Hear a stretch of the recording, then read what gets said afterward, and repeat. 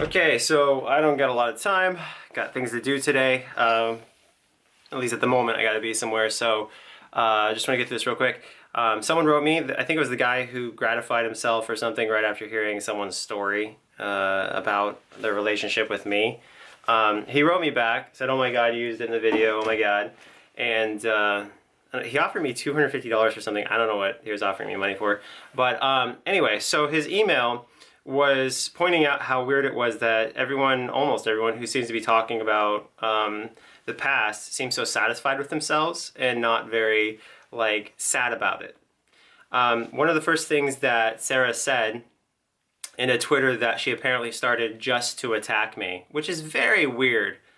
You guys gotta ask yourself, what would a victim do and what would someone who is vindictive and malicious do?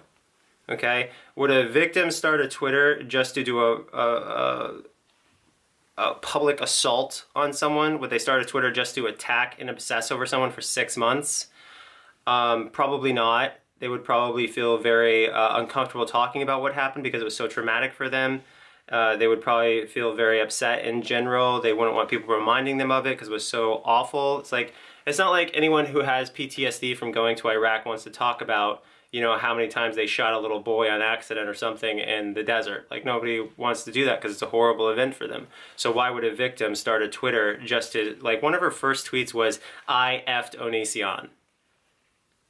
Okay, so if you're a all caps. So if you're a victim, your first statement would probably be something like, guys, please respect this. I'm talking to the police. I'm talking to a lawyer. I need to keep this private so the case remains intact and is generally respected in the courts. That would be a responsible thing to tweet. That would be an understandable thing for a victim to tweet and whatever. But just going on this whole tirade of, like, hateful tweet after hateful tweet after hateful tweet and just laughing at that person's misery is what she did. Again, she retweeted someone who was talking about my house allegedly burning, and she laughed. She said it was so funny. And there's another tweet where she said if she ever saw me again, she would physically assault me. Okay, a victim would neither. Maybe a victim would do the physicals, maybe, I don't know. But the laughing at someone's house burning, probably not. The whole mockery and the whole page after page of just hateful things, obsessing over this person. Apparently she did this one thing where this pizza delivery guy was named Greg, and I think she videotaped herself with the Greg guy showing up, and she's like, "Oh, you have the same name as my ex-boyfriend. You're much cuter than my ex-boyfriend. Here's the tip," like taking so much satisfaction in it. You know, it's like, this is not normal behavior, obviously. Like, you didn't really have to state it. But the person who emailed me also pointed out Chris Hansen's dissatisfaction when she admitted nothing happened when she was underage. Apparently he was very upset about that because Hansen's whole thing is trying to catch someone doing something inappropriate with someone who's underage. And when the main person who's behind all of this, bragging that she slept with me, says that nothing happened to her when she was underage, the whole thing would fall apart normally. But I have a theory, and I think that you guys are dysfunctional, like horribly dysfunctional, because otherwise this wouldn't have gone forward. You would have seen the obvious signs that this gloating and bragging about being with someone isn't normally what a victim would do. Someone violates you, you don't go around bragging about it. That's kind of insane. Anyway, additionally, so I'm saying that you guys kind of enabled this person because you wanted to believe it so bad, which is something that you guys should all think about yourselves. You know, I'm not going to pander to you and suck up to you and hope that you, like, you know, oh yay, Onision. No, you guys need to face yourself. You need to look in the mirror and see what you've done. Regardless, on top of the Venmo and the PayPal or whatever Sarah's friends or Sarah was doing and raising the tens of thousands of dollars they did, good job on that. Paying a liar to do all that. Anyway, someone sent me, actually multiple people sent me all Sarah's tweets so I can use those in court. I haven't reviewed them myself because it's kind of painful to go through. I haven't looked at Sarah's streams. I don't want to, like, look at all that stuff because I just don't feel good about her, which is typically what people who don't feel good about other people do. They don't start Twitters obsessing over them. They don't feel good watching their content. Instead, they just kind of generally want to avoid that person, which is why I kicked her out of my life. Now, I want to talk about Shiloh real quick because this person that emailed me was talking about how they were gratifying themselves after hearing Shiloh's story. Okay. Weird, odd, But they told me what Shiloh said, and this is the first time hearing it because I didn't really want to look into what Shiloh said. Because again, I broke up with Shiloh for cheating on me with some other guy and getting pregnant with his baby. And ever since then, she's been really creepy towards me. So, you know, if you have a creepy ex who you dumped, you just don't want to keep up with them. But she's been very good at keeping up with me. Same with Sarah, and apparently Billy too. All of them seem to be very good at keeping up with me, which is just weird. Move on already. Anyway, so apparently Shiloh said that we would do it 3 times a day. That's probably accurate. We'd probably... No. That's not accurate. Because the first time that Shiloh and I encountered each other, we had SCX. We had it 8 times in like 12 hours or so. 8 times. Anyway, and then the second time that we found each other or got together, I was moving to Canada. And just for 3 months. I moved to Canada for 3 months. But we slept together like 7 times, just in one thing. And then I was actually puking because I had too much vitamin C. And so I was like puking orange juice and stuff. It was really weird. And she was like rubbing my back. It was kind of sweet that she was like considerate of me as I vomited. Anyway, the weirdest thing that we ever did though, because like somebody, I think Chris Hansen implied BDSM. And I don't think there was ever BDSM with Shiloh because... I don't remember any. I don't remember me being very kinky. I had just gotten out of a marriage with somebody who I barely ever slept with, ever.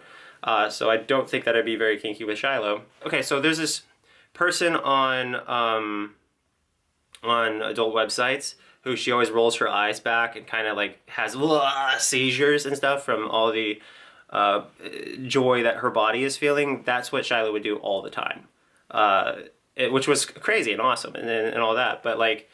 What I'm saying is that this person was saying like, oh my God, you are still like doing this with me. This is insane. And she talked about how it was insane, how I could just keep going and going and going with her.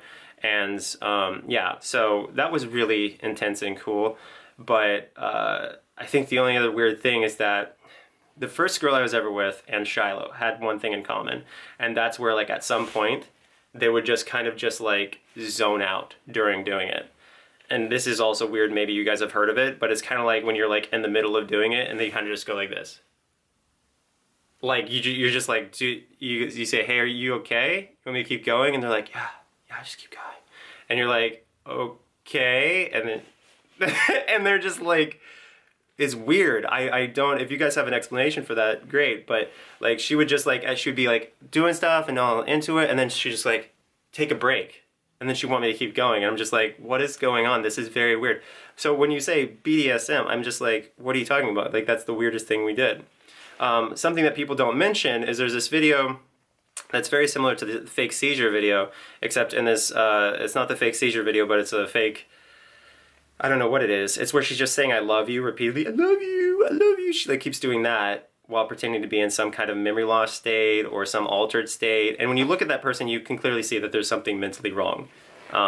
If there's a therapist or something, or a psychologist or whatever, who looks at that footage, they could probably diagnose her then and there, because that was one of the weirdest things in the world. She was portraying it like it was real. I felt like it was partially fake, which is why I videotaped it, because it just didn't seem, you know, YouTubers and how they would want views no matter what, and they'll film pretty much anything so long as it's interesting. Yeah, I was one of those people back then. Anyway, so I'm filming this, and she's like, I love you! It was so strange. And then there was the other video where she like reverted back years in her life, and she's like, who are you? What's going on? Where am I? And if you see these videos, first of all, you know they're fake. You know that she is very good at pretending. And I recommend you guys watch them all. Watch all the videos. Watch the fake seizure. Watch the one where she forgets her memory, and the other one where she's just saying, I love you constantly. I love you. Maybe they're the same video, I don't know. But if you look at all these, you can probably build a mental profile of Shiloh and start to realize there's something very, very wrong, and something that I wouldn't admit until she finally got pregnant with someone else's baby. And then I finally said, okay, I can't be with this person anymore, because I loved her so much that I wanted to give her chance after chance, even though she had the split personality, Aliana, yada, yada, yada. Anyway, so what I'm saying in all this is that Chris Hansen really wanted something here.